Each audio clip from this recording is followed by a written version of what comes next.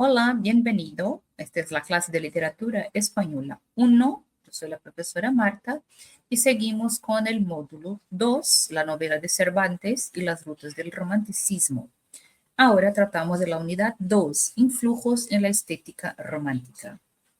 Bueno, en la primera unidad tratamos del Siglo de Oro y luego de Miguel de Cervantes con muchísimo más atención. Entonces, solo para un repaso, una retomada. Bueno, cuando pensamos en el Siglo de Oro y la presencia de Miguel de Cervantes, sí, estamos a finales del siglo XVI y principios del siglo XVII. Recordando que el Siglo de Oro ha sido un periodo muchísimo más largo que tan solo un siglo y este periodo de florecimiento cultural y literario en España. Miguel de Cervantes es una figura central de esta época, conocido principalmente por Don Quijote de la Mancha, dos publicaciones, 1605 y 1615, que es considerada su obra cumbre, la primera novela moderna. Esta obra ya empieza entonces a combinar elementos de la novela de caballerías con una profunda exploración de la condición humana, además de una crítica a las convenciones literarias de su tiempo. La idea de las novelas de caballería que está presente en Don Quijote no es la misma de las novelas de caballería anteriores. Así que hay este elemento de una crítica importante. Cervantes también incursionó en la poesía, llegando a publicar más de 15.000 versos líricos en diversas formas, aunque su talento poético fue eclipsado por contemporáneos como el mismo Lope de Vega. Se quedó mucho más conocido por su obra en prosa y su novela cumbre, El Don Quijote. A finales del siglo de oro y siguiendo con la incursión histórica, desde que pasamos del barroco hasta la poesía dieciochesca, tenemos estas formas de producción literaria, entre las cuales vamos a ver lo que ocurre en el siglo XVII. El teatro del siglo XVII nos va a presentar, nos va a brindar con un ejemplo de comedia muy interesante, que es la comedia de figurón. Como ejemplo tenemos aquí Francisco de Rojas Zorilla, que escribe en 1638 y estrena en 1645 Entre bobos anda el juego o Don Lucas del Cigarral. Lo que tenemos es un personaje, Don Lucas, que es adinerado, histriónico, estrafalario, que pretende casarse con una joven bella, pero de origen humilde, Isabel de Peralta. Isabel, sin embargo, se enamora de don Pedro, que es primo de don Lucas. Ella es una mujer también poco convencional, la trama se complica, hay la intervención de otros personajes, bueno, ocurre una serie de enredos y finalmente la unión de Isabel y don Pedro puede lograrse. Es un ejemplo clásico entonces de esta comedia de figurón, que es un subgénero teatral del siglo de oro español en el siglo XVII, que satiriza a personajes ridículos y extravagantes, como es el caso de Don Lucas, que es incluso el personaje título de la obra. Así que tenemos por un lado la idea de una posible libertad de la mujer y su derecho a elegir su vida misma, no estar obligada a casarse por otras razones, sino por la que ella misma quiere. Y luego hay una construcción de una crítica muy interesante a los patrones culturales y sociales de la época. Estos personajes entonces son como caricaturas, representan a tipos sociales. Este personaje, Don Lucas del Cigarral, es cargado de faltas, de fallas como la avaricia, el orgullo, la pedantería, así que es una representación de un tipo social. La obra es una crítica a la obsesión por el dinero, también critica a matrimonios de conveniencia Y Don Lucas es pintado como un personaje de hecho muy ridículo. Hay enredos, engaños, hay astucia, todos como ejes de esta sátira. Y luego lo que tenemos es el enfrentamiento del amor verdadero con la ambición desmedida. Va a anticipar de una cierta manera lo que será tratado en la literatura neoclásica del siglo XVIII. Un teatro que ya presenta ideas e ideales de la ilustración y de la cual trataremos más adelante.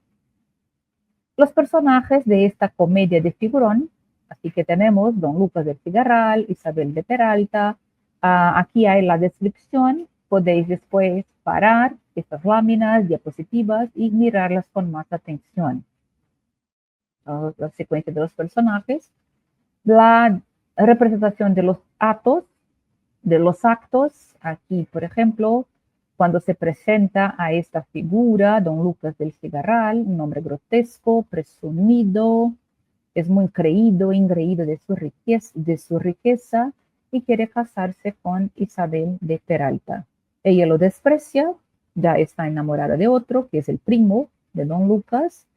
La madre apoya el matrimonio de su hija con este señor adinerado y esto va a generar entonces una oposición entre madre e hija aquí. Así que empiezan los primeros enredos que van a llegar a deshacerse. Ella quiere llegar a deshacerse de este pretendiente indeseado.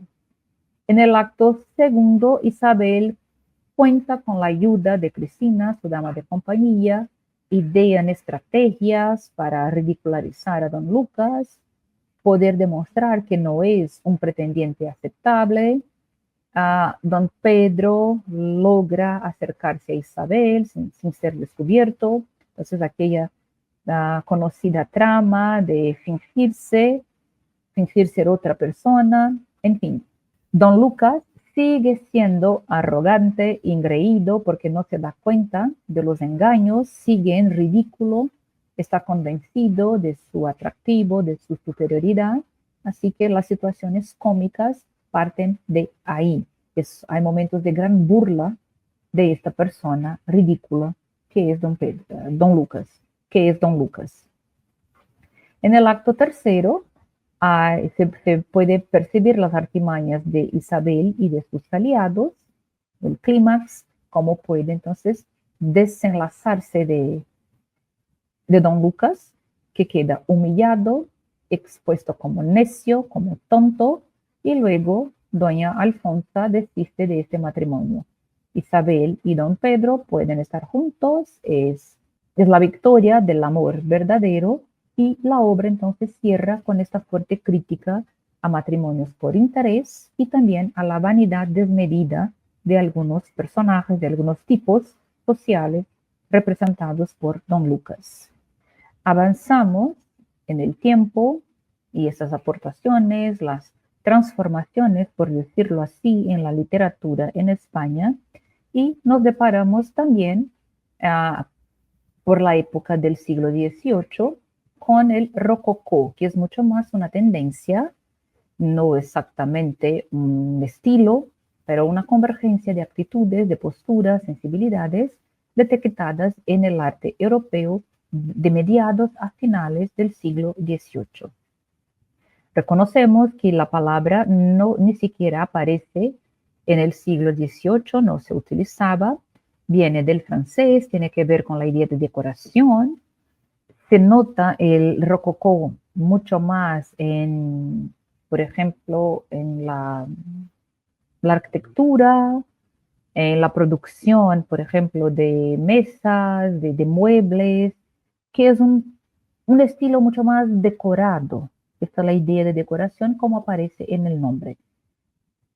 El título rococó se utilizó por primera vez ya en el siglo XIX para hacer referencia a este tipo de arte, esta tendencia, esta convergencia de actitudes del siglo XVIII. El rococó español dejó como legado algunas aportaciones importantes como un nuevo lenguaje literario más sensual, delicado, erótico y artificioso, que para muchos estudiosos va a encontrar su máxima expresión en la poesía de Juan Meléndez Valdés. Este escritor tiene una poesía muy ecléctica, tenía un sentimiento genuino por la naturaleza y llegó mismo a ser considerado como un precursor del romanticismo al traer el culto de lo sentimental para España. Mantuvo la tradición del romance, escribiendo baladas dramáticas de narrativa que una vez más va a florecer, también va a ser utilizada para la generación siguiente y en sus últimos años, bajo la influencia de los filósofos e incluso de su mentor Jovellanos, llegó a escribir algunas odes filosóficas y reflejaban ya los sentimientos del iluminismo. Así que este es un nombre importante, Juan Meléndez Valdés, en el rococó español. Tiene versos considerados muy elegantes que captan en su léxico y en su estructura la delicada frivolidad y la gracia de una poesía rococó dieciochesca. Quizás entonces sea un ejemplo muy clásico, quizás el exponente máximo, quizás sea el exponente máximo de la poesía dieciochesca. Meléndez puede aportar entonces una sensibilidad erótica que es muy distinta, de un tono mucho más, que es más delicada, distinta de un tono más mundano, más grosero, que hubo en las poesías eróticas de otros autores españoles, incluso del siglo de oro. En el mismo siglo XVIII, lo que va a pasar es una transición al llamado neoclasicismo. Así que venimos del teatro del XVII, de la poesía dieciochesca, y luego llegamos al neoclasicismo. El esplendor del siglo de oro es dejado atrás, hay una fase de declive y también de transformación. Entonces es exactamente esta fase de transición hacia el neoclasicismo. Hace rato hemos hablado de esta influencia del iluminismo, así que el neoclasicismo está influenciado por corrientes ilustradas europeas, promoviendo la razón, la claridad y por eso neoclásico, la imitación de modelos clásicos greco-latinos. Para algunos estudiosos está muchísimo más inclinado a una obsesión por formas y reglas rigurosas, es decir, la forma tiene más importancia que el contenido, que el sentido, que eso sería lo más importante en la elaboración de las obras. La novela ya no tiene tanto protagonismo porque prefieren, exactamente de acuerdo con los ideales iluministas, el ensayo e incluso la fábula.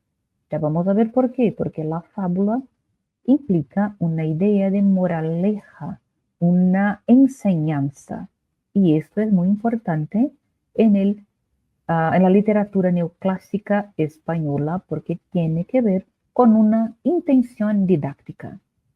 Tenemos como autores Benito Jerónimo Feijoo y Gaspar Melchor de Jovellanos como representativos más destacados.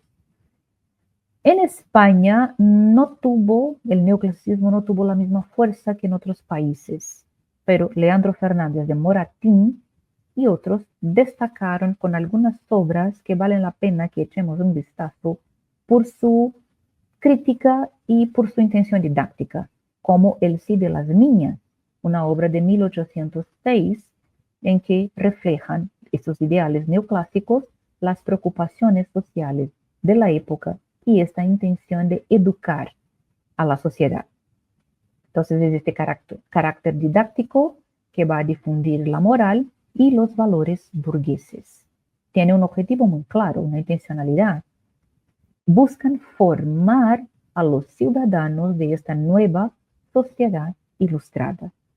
Entonces sí, hay que mostrarles cuál es el ejemplo, el buen ejemplo a seguir y los malos ejemplos a dejar y no imitar.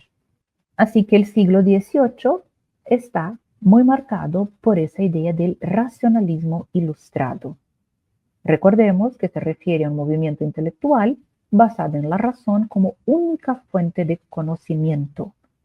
La idea es que el progreso humano se lograría a través de la educación y del pensamiento crítico, es dejar a un lado la emoción. Ahora sí es la racionalidad, la educación, el conocimiento, el pensamiento crítico.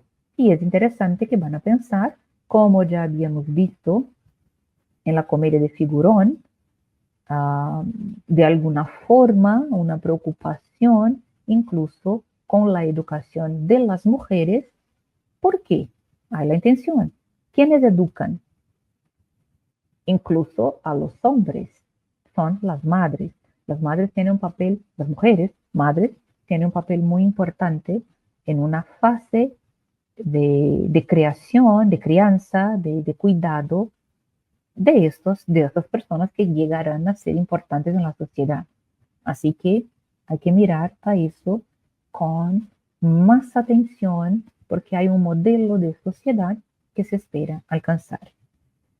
Así que la ilustración, el racionalismo ilustrado, se oponía a la tradición, a la superstición y el dogmatismo religioso, porque estos hay que aceptar sin crítica, sin pensar. Se oponen a esto porque quieren promover la educación, la ciencia y la libertad de pensamiento. Las ideas de este racionalismo ilustrado influyen profundamente en la literatura y también en la política de la época. Proponen una reforma social y una reforma para el progreso humano. La literatura sí es un medio de expresión de los ideales de esta ilustración. Es una forma importante de lograr la ilustración, la educación de la población. Los escritores ilustrados utilizan la literatura no exactamente como literatura, quizás no sea esta su función mayor, sino como un instrumento. Es un instrumento didáctico, pedagógico y de crítica social. Entonces, no era el objetivo entretener, sino educar, reformar las costumbres para que se pueda dejar atrás las malas costumbres, incentivar las buenas costumbres. Así que, si la literatura tiene este papel didáctico, los escritores recurren a distintos géneros literarios. El ensayo y artículos periodísticos, porque tiene esta clara idea de transmisión de conocimiento, de reflexión. Así que estos son los géneros más representativos, permitiendo la difusión de estas ideas. Feijó, con el Teatro Crítico Universal, va a producir un ensayo y difundir estas ideas de educación, de la racionalidad. Hay una narrativa didáctica, las novelas y los relatos son utilizados con este propósito moralizante, como El Cid de las Niñas, de Leandro Fernández de Moratín, que recién referíamos. Fábulas y poesía didáctica, también tenemos Tomás de Iriarte, Félix María de Samaniego, son exponentes, utilizan la poesía para enseñar valores, para enseñar principios racionales. Y el mismo teatro neoclásico, que se promueve un teatro con reglas más estrictas, en que hay una unidad, una retomada al modelo clásico, al modelo aristotélico. Hay una unidad de acción, de tiempo, de lugar, y también con esta función de enseñanza, porque está destinado a corregir los vicios sociales. Las formas de organización y difusión del pensamiento neoclásico ilustrado, estos escritores se reúnen, hay las academias, hay las tertulias literarias, que son como charlas, conversaciones, etc. Y pasan a formar parte también de instituciones oficiales, como la Real Academia Española, que es fundada en 1713 y va a tener un carácter normativo, porque impulsa la normativización de la lengua española. También hay la Real Sociedad Económica de Amigos del País, en que se fomenta la educación y el progreso social. Es interesante, una sociedad económica, la idea de progreso, tiene que ver con una economía fuerte, son amigos del país, entonces la educación, cuál es el modelo de sociedad que se busca de personas individualmente. Y están los periódicos y revistas que se crean como publicaciones para difundir las ideas, las críticas de los ilustrados. El Censor y el Diario de Madrid se destacan. Luego, una de las comedias neoclásicas quizás de mayor relieve es El Cid de las Niñas de 1806, en que el tema es el matrimonio por conveniencia y la falta de libertad de las mujeres en esta sociedad del siglo XVIII, y porque está mirando hacia atrás, ¿verdad? 1806, ya estamos entrando en el XIX. Así que es una crítica que hay que dejar atrás estos vicios, estas malas costumbres. La historia va a seguir a doña Francisca, que es una jovencita de 16 años, que está siendo obligada por su madre, doña Irene, a casarse con un hombre muchísimo mayor, que es don Diego. Es el tema de este matrimonio de conveniencia, concertados, y hay una crítica muy clara aquí, con una chica muy jovencita, un marido muchísimo mayor. Luego, la chica sería mucho más voluntariosa, mucho inmatura, como es que iba a educar a un niño. El padre también, el esposo, cuando tuvieran a hijos, por ser más mayor, así que está viejo, los hijos serían más débiles en todos los sentidos, incluso moralmente. Quizás la madre tuviera la tendencia a mimarlos. ¿Y qué hacer con personas mimadas? No tienen un carácter de una persona ilustrada que pueda gobernar un país o que sea útil para la sociedad. Entonces, toda esta crítica está ahí envuelta en la historia. Bueno, Francisca, la jovencita que debe casarse con este hombre mayor, está enamorada de don Carlos, que es un joven, incluso un joven útil para la sociedad, es oficial del ejército, y al final incluso es sobrino de don Diego. Así que a lo largo de esta obra, aunque don Diego parece que acepta este matrimonio y lo quiere, termina entendiendo los sentimientos de la joven, renuncia a casarse con ella, así que es un hombre mayor que representa la sensatez. Al final se da cuenta que no sería lo mejor, que lo mejor es que ella pueda casarse, ser feliz con don Carlos, que estamos mucho más cercano a la edad de doña Francisca, y así pueden producir hijos, criarlos de acuerdo con un modelo de sociedad que se espera. Entonces aquí la crítica del escritor de Moratín es a la imposición de matrimonios desiguales, a la falta de libertad femenina, y quiere promover estos valores ilustrados como la razón, el derecho a elección y la misma educación de todos, incluidas las mujeres, hasta cierto punto, como ya había mencionado, porque hay una razón para esto. Utiliza un estilo muy claro, preciso, no hay adornos innecesarios, siguiendo una tradición neoclásica. Los diálogos son más naturales, son más realistas, hay un tono moderado, sin excesos emocionales. La razón, ante todo. Hay que razonar, hay que explicar y no dejarse llevar por emociones. Es un teatro, entonces, claro, de fines didácticos, es moralizante, pero no es panfletario. Combina la crítica social y el entretenimiento. No es como una doctrinación, es una forma más sutil de hacer, porque quiere que las personas puedan razonar, pensar de acuerdo con lo que se presenta en la historia, para llegar a la misma conclusión correcta, racional, de cuál debería ser el final. Es una obra dividida en 3 actos, estructura neoclásica de unidad de tiempo, lugar y acción. Entonces, el acto primero, lo mismo, podéis después observar con más atención cada uno, lo que dice aquí, porque es una presentación de lo que ocurre en cada uno de los actos. El acto primero, el acto segundo, en que se descubre el amor, se desarrolla la situación. Por fin el acto tercero, el final, el clímax, cuando don Diego descubre y luego actúa con sensatez, con justicia y permite esta unión que sería la más adecuada. Así que para decir, es este modelo de sociedad que buscamos. Hay algunas citas claves, algunos momentos significativos que vale la pena demostrar, hacer hincapié, por ejemplo, sobre la educación de las mujeres. En el acto primero aparece la madre que dice, ¿y qué ha de saber una niña de 15 años criada en un convento? De hecho, podría ser muy inocente, no tenía que saber nada de nada, no estaría preparada para la vida de casada, para educación de hijos y nada de esto.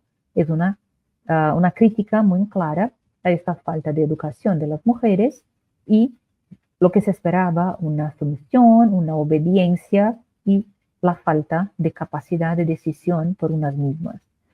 Doña Francisca, cuando expresa su angustia, dice, si supiera usted lo que es verse obligada a hacer lo que no quiere. Entonces está ahí un momento clave porque es este conflicto interno de la personaje. Ella se ve obligada a hacer lo que no quiere, pero al mismo tiempo no se atreve a desobedecer a su madre. Aunque quiera, si hay este conflicto entre lo que de verdad quería y lo que se ve obligada a hacer porque hay otras personas que tener en consideración.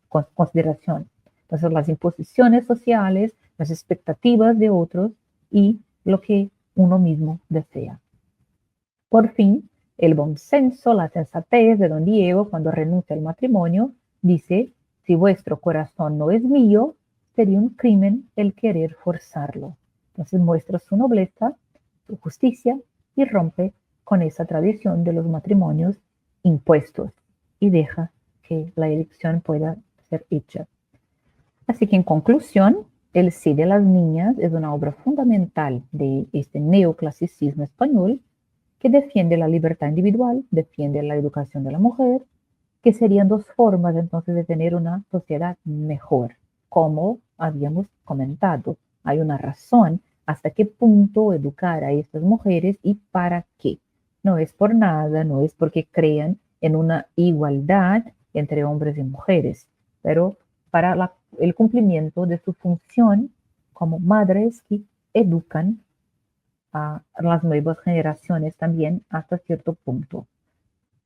La obra presenta entonces este conflicto generacional, sobre todo entre madre e hija, la madre que quiere imponer y hasta cierto punto también, pero este hombre mayor que representa la sensatez y la justicia, al final cambia de actitud. Así que el autor Moratín muestra la necesidad de modernizar la sociedad, de abandonar las costumbres que son opresivas, que retrasan la sociedad. Otro representante importante del teatro, de la literatura neoclasicista en España es Tomás de Iriarte. Fíjense en el nombre de la obra, El señorito mimado o La mala educación. Lo que tenemos es exactamente un joven, Mariano, que es mimado, es indócil, es de mala conducta, es educado por una madre y tiene un padrino y tutor a quien poco escucha. Entonces, un conflicto de generaciones y un chico, un joven, que cree que puede hacer todo lo que quiera, todo lo que le dé la gana, de la forma como sea. Se presenta también personas mayores que no saben imponer reglas o lo que sea. Es una comedia moral escrita para hacer una advertencia contra los vicios y contra la mala educación. El personaje es despilfarrador, gasta todo su dinero y es tonto porque es fácil de engañar por gente sin escrúpulos. Aunque crea que puede hacer todo lo que quiere, no tiene la educación suficiente para tomar buenas decisiones. También en La señorita malcriada Lo que tenemos es una comedia moral en tres actos, una obra que va a satirizar la educación deficiente de los jóvenes de la época, sobre todo de las mujeres. Está en el título. Es una señorita, es de una clase más elevada, adinerada, pero es malcriada. Así que la personaje Pepita, a través de ella se ridiculiza la arrogancia, la insolencia, incluso la falta de respeto hacia los mayores y hacia las normas sociales. Lo que se cree es que una sociedad que progresa necesita tener orden, necesita respetar algunas normas importantes, aunque no sean las normas retrasadas que son malas, que van a traer problemas. Aquí también podéis después echar un vistazo con más atención a estos personajes. Entonces les recomiendo paralizar para leer con más atención quiénes son estos personajes. Hay varios, las situaciones que se desarrollan y luego lo que va a ocurrir en los actos. Entonces se presenta en el primero la presentación de los personajes, Pepita como una joven insolente, malcriada, desdeña a su madre, los demás personajes, la madre la deja consentida porque intenta justificarla, diciendo, bueno, es así porque es inteligente, es una mujer moderna, etc. Tiene un pretendiente, pero este empieza a notar sus defectos. El mal genio en el acto segundo y la arrogancia de Pepita se hacen más evidentes. Hay un intento de corrección de este comportamiento, pero que no es aceptado por Pepita.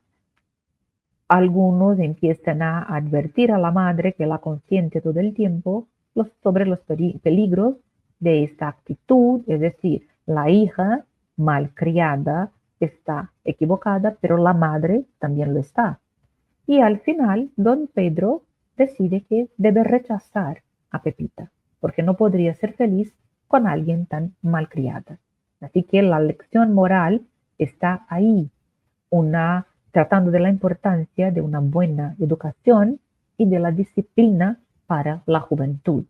Pepita y su madre quedan avergonzadas, pero el objetivo empieza a alcanzarse porque empiezan a darse cuenta de sus errores. Es decir, es un camino hacia una corrección de conducta. Otro también que es importante como un vehículo de educación otra producción, son las fábulas literarias. Aquí hay un ejemplo, la fábula tercera de Iriarte, El oso, la mona y el cerdo. Es cortito, está en verso, vamos a leer aquí algunos fragmentos. La idea es, el oso quiere bailar y le pregunta cómo le va a la mona, que es perita en este arte. Entonces, si quiere aprender a bailar, él va a preguntar a la mona, a alguien que sabe, si está bien. Y ella le dice que va muy mal. El cerdo, el otro personaje que está cerca, lo alaba. Si para la mona está mal, para el cerdo está bien. Dice, bravo, bien va. Bailarín más excelente no se ha visto ni verá. Recuerden que las fábulas, siempre vamos a tener personajes animales que van a actuar, van a hablar, van a pensar como seres humanos. Hay una personificación de esos animales. Y luego la historia viene con una enseñanza, una moraleja al final. Bueno, así que si para la mona que sabe bailar, el oso baila mal, y el cerdo, que no tiene nada que ver, dice que sí, bravo, bien va, bailarín más excelente no se ha visto ni verá, el oso comprende lo que pasa. Echó el oso al oír eso sus cuentas allá entre sí, y con ademán modesto hubo de exclamar así: cuando me desaprobaba la mona, llegué a dudar, mas ya que me alaba el cerdo, muy mal debo de bailar. Así que la actitud del oso es de utilizar el razonamiento, la razón, el conocimiento y darse cuenta de la situación. Si la mona la experta dice que mal, bueno, podría hasta dudar porque dice que no está bien, porque podría ser competencia o algo así, igual. Pero cuando dice el que no sabe de nada, que está muy bien, entonces dijo, llega a la conclusión de vida, muy mal, debo de bailar. Y sigue, la moraleja. Guarde para su regalo esta sentencia un autor. Si el sabio no aprueba, malo. Si el necio aplaude, peor. Entonces sí, si no tenemos la aprobación del sabio, bueno, está mal, tenemos que cambiar. Pero si el necio aplaude, es muchísimo peor. Así que vamos a pasar por tontos, por bobos, así que mejor aprender. Luego, esta racionalidad que es la marca de la ilustración, del neoclasicismo, va a dar paso al romanticismo, porque llegamos al siglo XIX. Así que la literatura va evolucionando desde este racionalismo ilustrado, pasando hacia un enfoque más subjetivo, más emocional, más centrado en el individuo y en sus emociones, sus subjetividades. Así que empieza el romanticismo y este cambio se refleja, por ejemplo, en el rechazo a las normas clásicas. Pasamos a tener la exaltación de la libertad creativa. Y esta libertad creativa no tanto por la racionalidad, sino por la subjetividad. La creación que va a conllevar también el elemento de la emoción. Pasamos del ensayo y de la fábula con la intención de repasar conocimiento, de repasar una enseñanza y vamos hacia la novela histórica, una mirada hacia la historia, los aspectos de construcción identitaria del pueblo, de la misma nación, de la misma patria, y pasamos también a una poesía más lírica, es decir, más emocional, más subjetiva. Tenemos la transformación de este teatro didáctico en un teatro de grandes pasiones, de grandes emociones, porque importa hablar de este individuo, de este ser humano que tiene estas grandes pasiones, estas grandes emociones y qué puede pasar a partir de eso. Si pensamos en el contexto histórico, tenemos algunos cambios que ocurren en el siglo XIX con la inestabilidad política y social en España.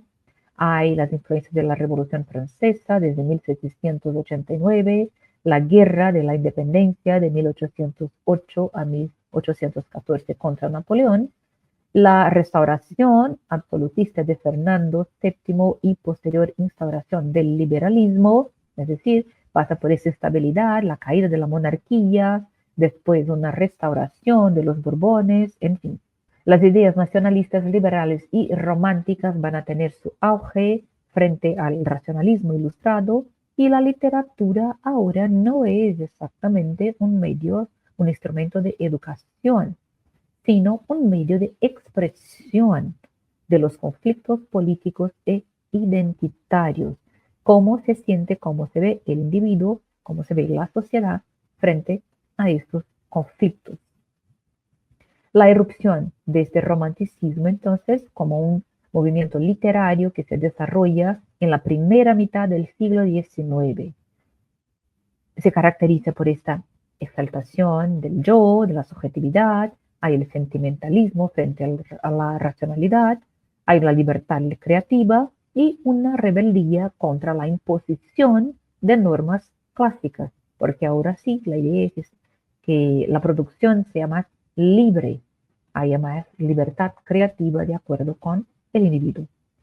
En España también se vincula a ese nacionalismo, a la reivindicación de una historia y de las tradiciones populares y una búsqueda entonces de lo que sería esto de la idea de una tradición, de valores, de héroe, de una épica caballeresca. Como movimiento, de hecho, el romanticismo puede ser considerado como una reacción contra el racionalismo neoclásico y contra las restricciones artísticas que son impuestas por normas clásicas. Va a enfatizar la emoción, enfatizar la individualidad, la libertad creativa y revalorar tradiciones nacionales, medievales, y eso se nota en la literatura, en el arte, en la música en general. En fin, es una autocrítica, mirar hacia sí mismo, buscar su identidad, revisar su misma historia a partir de la libertad creativa del individuo. Y en España se manifiesta en diversos géneros. Aquí vamos a ver algunos de los exponentes del romanticismo, como José de Espronceda, un poeta que se destacó.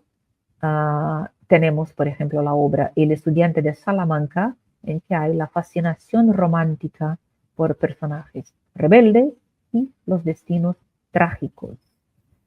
José Zorrilla también es una figura emblemática. Escribe Don Juan Tenorio, una obra de 1844, que es muy interesante porque va a retomar y reinterpretar el mito de Don Juan, ahora con una visión más romántica, una visión redentora. Va a incorporar algunos elementos fantasmagóricos y góticos alineados con la estética romántica. La representación de Don Juan Tenorio se convirtió en una tradición y se hace esta representación porque trata del más allá, de la vida, después de lo físico, de lo espiritual, el arrepentimiento, la redención, la salvación del alma, que son temas que van a encajar perfectamente con la espiritualidad de estas fechas del 31 de octubre hasta el 2 de noviembre. Es interesante porque el acto final de Don Juan Tenorio ocurre en un cementerio. Las estatuas cobran vida y las escenas evocan la muerte y la redención. Como aspecto cultural, estas representaciones en Madrid y en Sevilla, porque en Sevilla sería el lugar donde ocurrió toda la obra, así que mantienen una tradición con estas representaciones al aire libre, incluso en los cementerios, en las plazas, en los teatros. Algunas de estas representaciones más conocidas ocurren, por ejemplo, en el Teatro Español de Madrid, en el Cementerio de la Almudena, también en Madrid, y en Sevilla, donde se dice que sí, este Don Juan Tenorio pudo haber existido en realidad. Entonces, hacen esas puestas en escena en los espacios históricos de la ciudad. Como es una revisitación, es una adaptación o una reinterpretación de El burlador de Sevilla y convidado de piedra de Tirso de Molina, una obra de 1630, es decir, 200 años de diferencia, es interesante pensar en algunas diferencias clave con Don Juan Tenorio de José Zorrilla de 1844. Entonces aquí se puede ver lado a lado estas diferencias. Creo que vale la pena que puedan paralizar y mirar con atención estas diferencias de movimiento, de estilo, el tono serio y trágico para el barroco y un drama romántico con tono trágico y lírico para el romanticismo.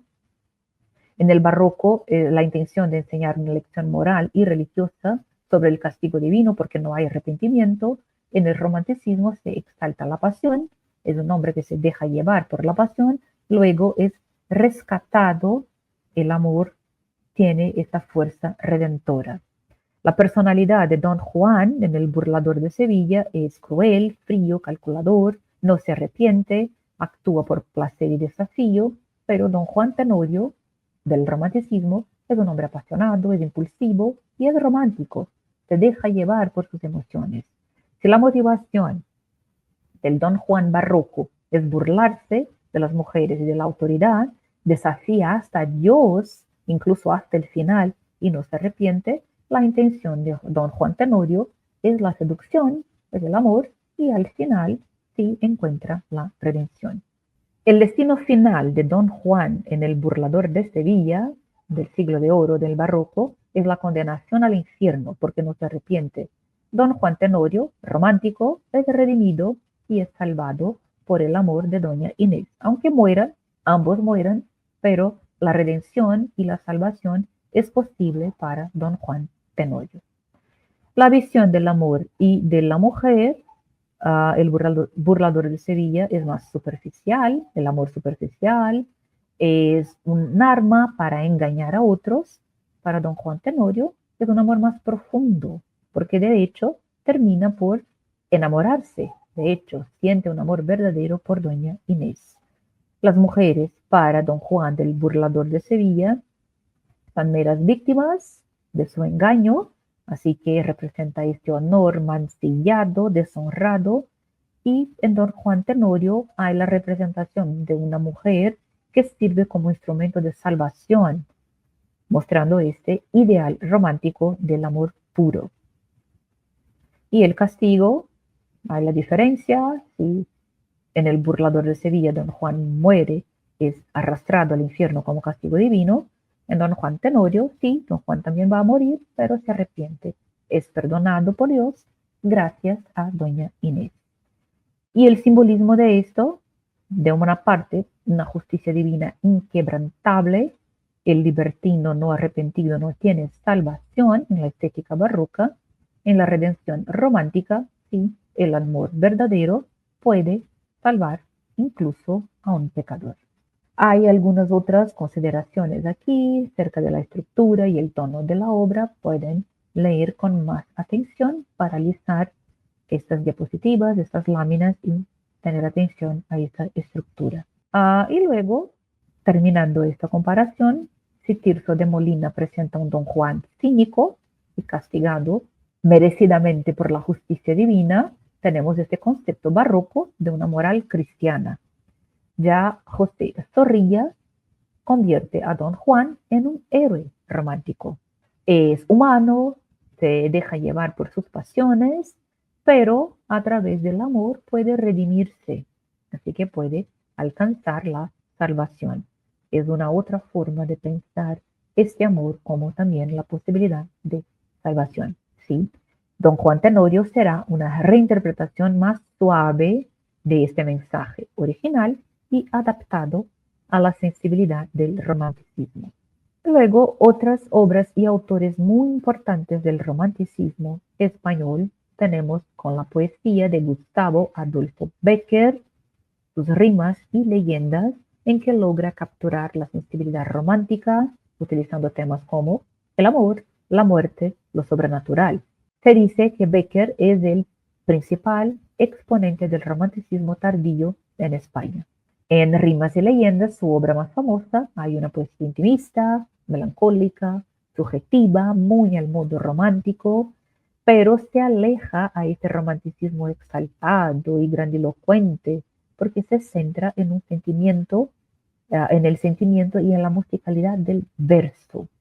Es más contido. También escribe leyendas en que retrata, refleja lo sobrenatural, la tradición, la búsqueda de lo ideal. En la narrativa romántica se destaca Mariano José de Larra, aunque sea más conocido por artículos periodísticos, también exploró en sus escritos narrativos la disolución y el conflicto entre el individuo y la sociedad, que es un tema central en el romanticismo, la subjetividad. Entonces sí, el individuo está ahí en el centro. Hay una crítica social y política en Larra. Algunos de sus artículos periodísticos como Vuelva usted mañana o El casarse pronto y mal van a reflejar ese desencanto con la sociedad de su tiempo. Tiene un lado más pesimista, desencantado de este romanticismo como representaciones sociohistóricas de acuerdo con la situación misma de la época. Presenta algunos artículos de costumbres, que es muy interesante, representando escenas de la vida como si fueran tomas de fotografías, explanación de cómo es que se vive, por eso artículos de costumbres, en que presenta estas escenas de la vida española. Hay una cierta nostalgia, pero igual hay retratos muy satíricos, porque describe la complacencia, la hipocresía, la vacuidad, la efemeridad y la corrupción de la sociedad española. Lara. Luego, Duque de Rivas también es Ángel de Saavedra, pero tenía un título como Duque de Rivas. También fue un poeta, un dramaturgo y político. Fue exiliado durante años porque tenía ideas liberales, y esto marca su obra. La más importante va a ser Don Álvaro o La fuerza del sino. El sino como el destino. Entonces, considerada la primera gran tragedia romántica del teatro español. Y él también introduce el destino trágico, la pasionalidad extrema y el honor en conflicto con el amor. Es un teatro que va a romper con las unidades clásicas que habían sido retomadas en el neoclasicismo, y apuesto por una estructura más libre. Hay cambios de espacio, de tiempo. Esta obra, Don Álvaro o La fuerza del sino, es una obra en 5 actos que narra la trágica historia de Don Álvaro. Es un hombre que está marcado, sí, por el sino, por el destino, perseguido por el infortunio.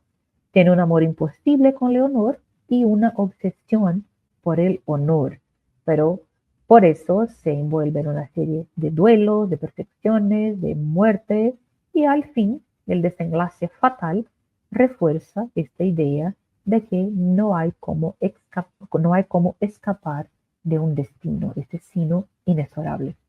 Una voz femenina en el romanticismo español que vale muchísimo la pena tratar es Rosalía de Castro. Escribe una poesía muy caracterizada por la melancolía, por la nostalgia, por el amor por Galicia. Por eso que la situamos en una idea más territorial, regional, quizás tratando de los paisajes de una España o de una parte de España, de Galicia. Obras como Cantares gallegos o Follas novas reivindican la lengua y la cultura gallega, también una forma de identificación.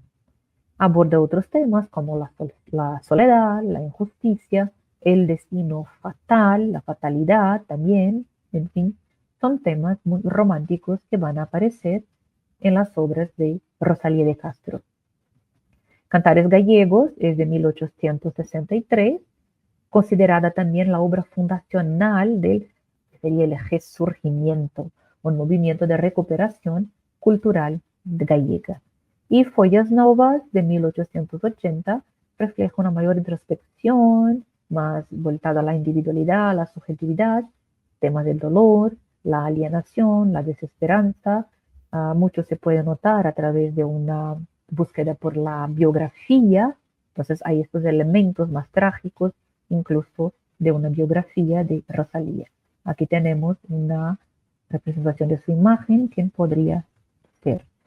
En las orillas del Sar de 1884 tenemos una obra muchísimo más introspectiva, existencialista, y la autora expresa una visión desencantada de la vida, una visión del sufrimiento humano del cual no se puede escapar.